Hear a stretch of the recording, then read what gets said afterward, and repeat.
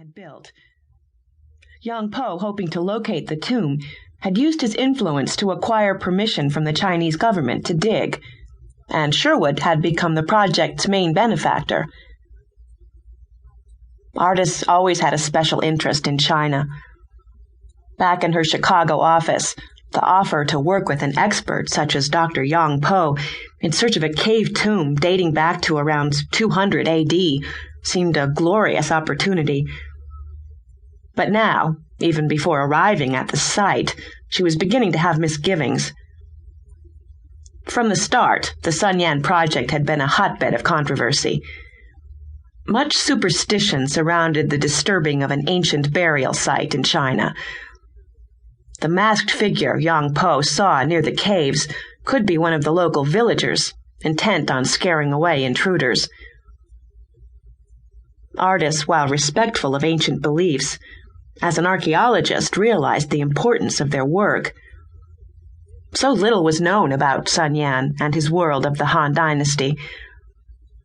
Despite her concern over Yong Po, Ardis felt a sense of growing excitement.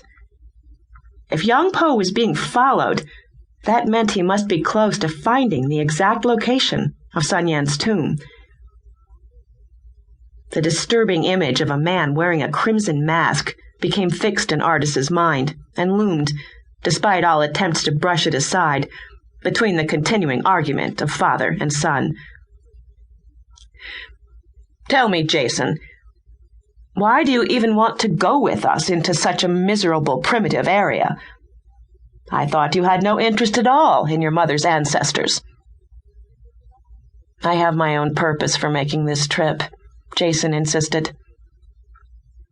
His glance shifted to Ardis, traveled from shoulder-length blonde hair to the sensible heels that matched her dark, tailored outfit.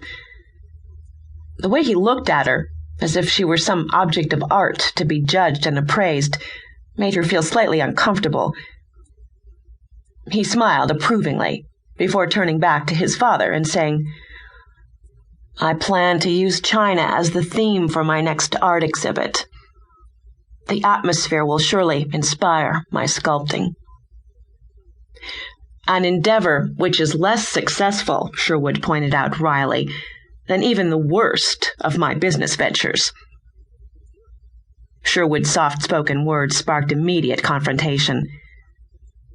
"Art is a long, weary business," Jason defended, "and never very successful unless mixed heavily with commercialism."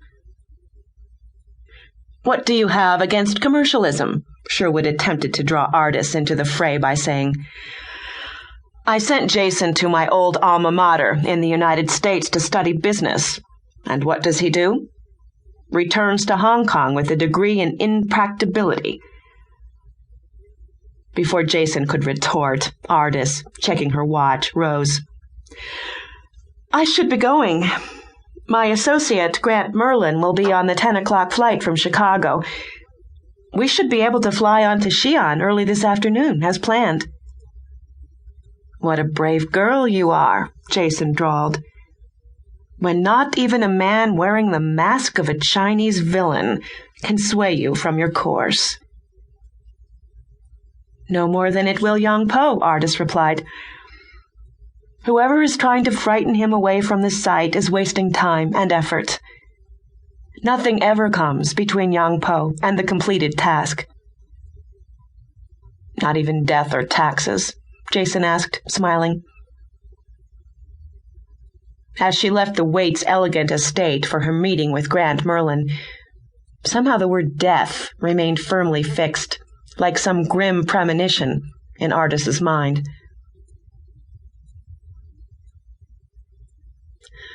Ardis had not spoken to Grant Merlin directly since she had left the Chicago Institute for Hong Kong. The fact that she had so much to tell him made her pace impatiently as she waited for his flight. Ardis wandered over to the huge windows and gazed out at the landing strip. She thought again of Yong Po's follower, hiding behind some terrifying mask. Sinister possibilities arose. He could be, as Sherwood assumed, a protester from the local village, but he could just as